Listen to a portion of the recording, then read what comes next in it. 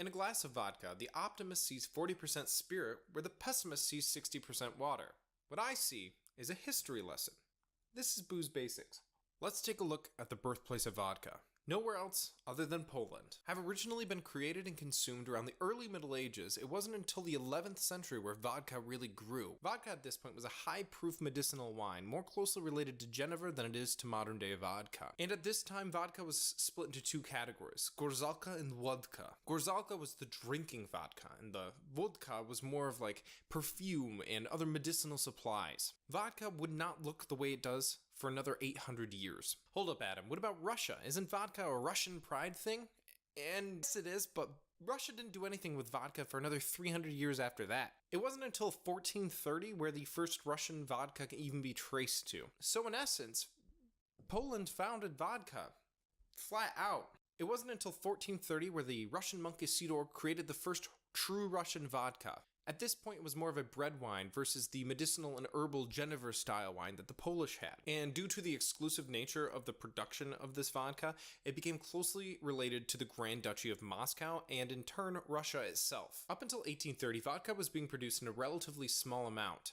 This is due to the nature of only having pot stills. So until 1830, the coffee still wasn't invented. With the invention of the coffee still, things went out of control. Over the next few years, vodka became even more popular. By 1911, it was the most consumed beverage in Russia, and by 1978, it was the most consumed beverage worldwide. Even today, vodka is incredibly popular. If you go to any store, you'll see a bunch of vodka. Now we know about it, but how do you make it? Vodka is made with cereal grains like corn, wheat, rye, barley.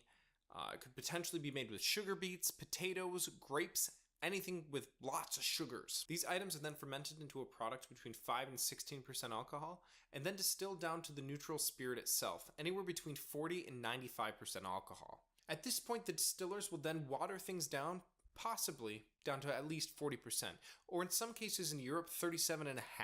But now for the real question, what does vodka taste like? The quick answer is nothing, or just pure ethyl alcohol, but that's not a really good answer. Vodka by definition is a neutral grain spirit, and the key word in there is neutral, but it does pick up some flavors from whatever water it's cut with, the filtration process, and the possible remaining sugars from the distillation and fermentation process. Unless, of course, some flavor is added. Why do people drink vodka, and why is it so popular worldwide? It's fast, cheap, and easy to produce. It's flavorless, so it can go with anything. That's the primary reason. Vodka in its purest form is just ethyl alcohol, which is the base of all spirits, which means it can be added to wines to fortify them, it can be added to cocktails to spice them up, or it can just be drank directly just to get drunk. So now that we know a little bit about vodka, go ahead and like, comment, subscribe so you can learn about other types of liquor, other drinks, other recipes. I have so much planned for this channel. And as always, get home safe and drink responsibly.